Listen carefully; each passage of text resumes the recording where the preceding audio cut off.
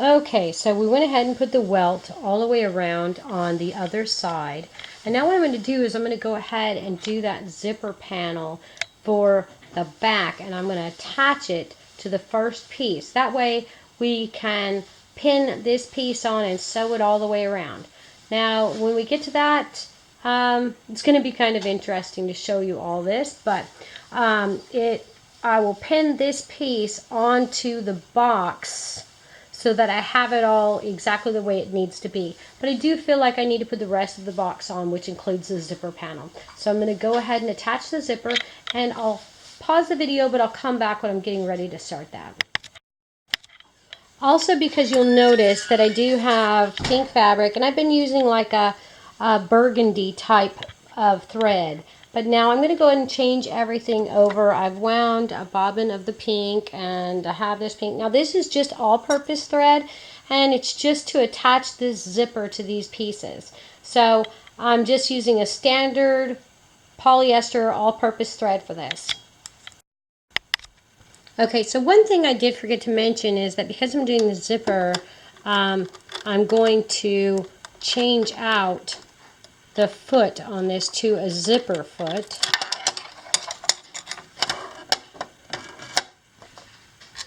Which this is the zipper foot I'm going to use. It's like a half a foot.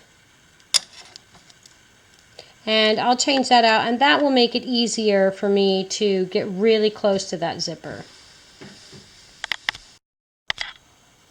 Okay, so one of the really easy ways to put a zipper on, at least I find, in this application that I find it to be easier, is to lay it on the front of the fabric. Here's the front of the fabric, and you just lay it on there, and then you're going to go ahead and this is just one of the ways I attach zippers. A lot of times I'll use basting tape.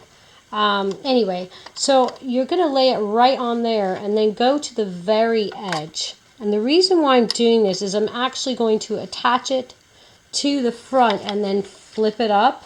And then I can go ahead and attach it to the other side. It's a little bit, takes a little bit longer this way, but I really find that if you're trying to get your zipper done without it wiggling all over the place, I really like this application. I'll show you what I mean when I get to the next step, but basically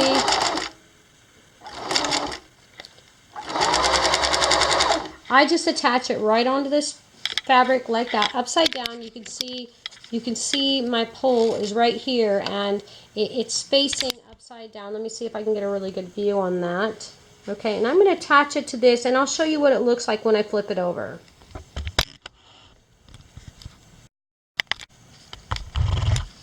Okay, so as you can see, I have essentially put this zipper right on there, like this.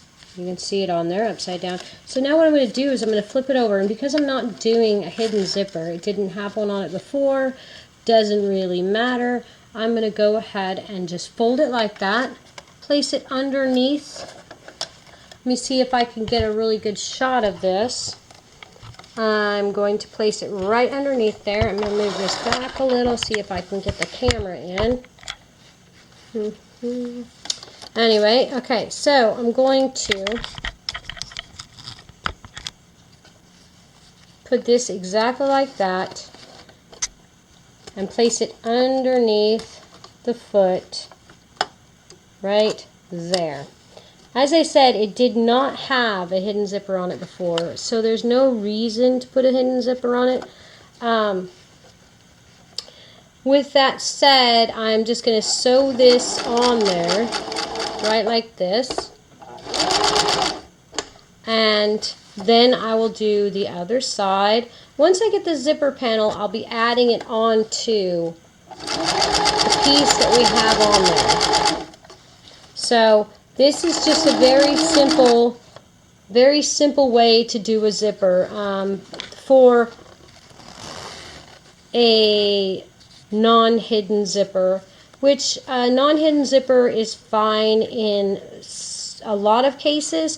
Some customers do not want a non-hidden zipper. They don't want to see the zipper, so you'll have to do the full panel. I've done some tip videos on that, I believe. I can do some other videos. Again, if you have any questions about any of this, just put them in the comments or message me, and that way I can better help you. Anyway, okay, I'm going to go ahead and get this zipper finished up, and then we'll come back.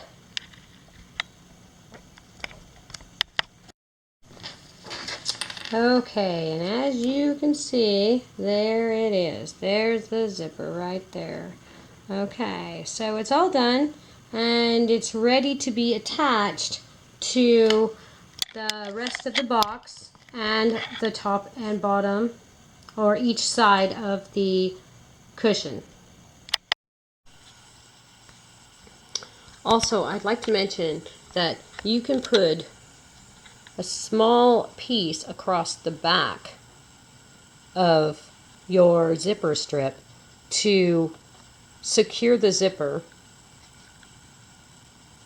and I do this on each side when I'm doing a cushion.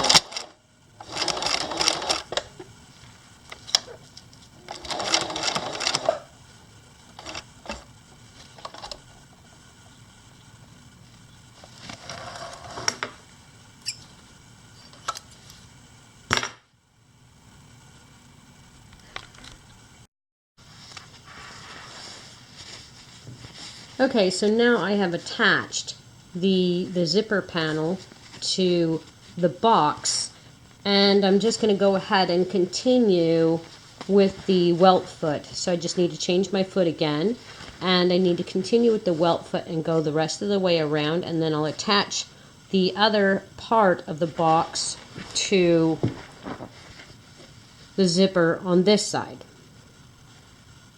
So basically, I have the zipper panel goes between these two corners.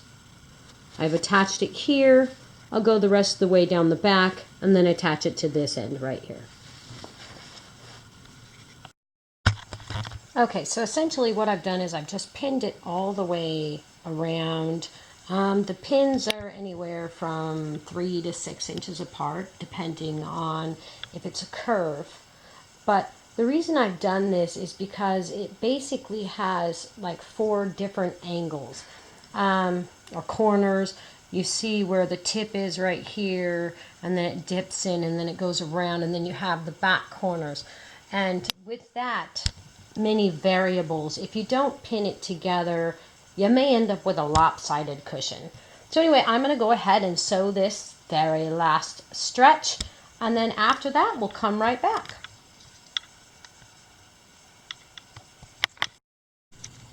Okay, so there it is, finished product.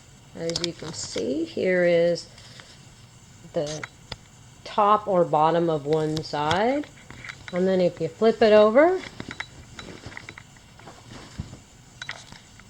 here's the other side. So what I'm going to do now is I have to work on this cushion. So I'm going to go ahead and get together the supplies I need.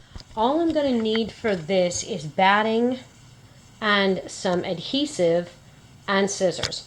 That's it. That's all we're going to need. So I'm going to go get those things together and I'll come right back. Okay, so what we're going to do now is we're going to go ahead and fill in these little spots right here with a little bit of batting. Basically, you're going to spray 3M77 inside the area, and then you take a small piece of batting and you spray that as well, and you wait for a minute or two to let it kind of set up. And I've got 5 of them actually already sprayed, 5 pieces already sprayed, and so we'll go ahead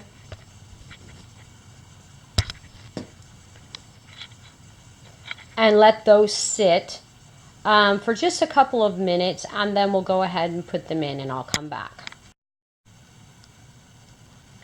Okay, so what I've done is I went ahead and put batting in all of these little spots right here, and I put plastic around so that we don't get any adhesive on the table. And what I'm going to do is I'm going to go ahead now and just lightly spray the top of the cushion, and then I will also spray the pieces of batting, and then I'll wait just like 2 or 3 minutes for it to set, and then I'll place this on top.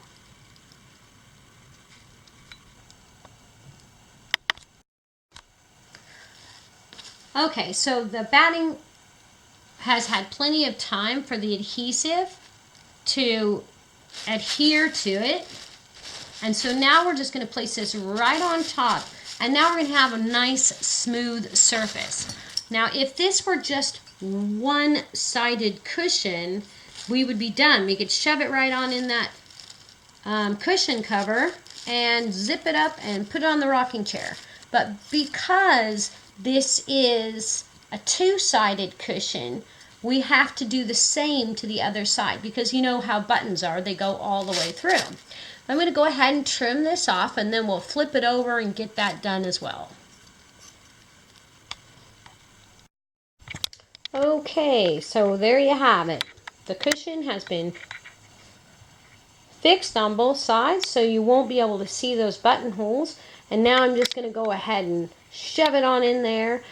Sometimes you'll want to use like plastic, you know, a thin layer like a garbage bag, or even use a vacuum to suck the air out of it, and then it's really easy to put in the cushion. I don't have those things, so I'm just going to shove it in there and see how it works out.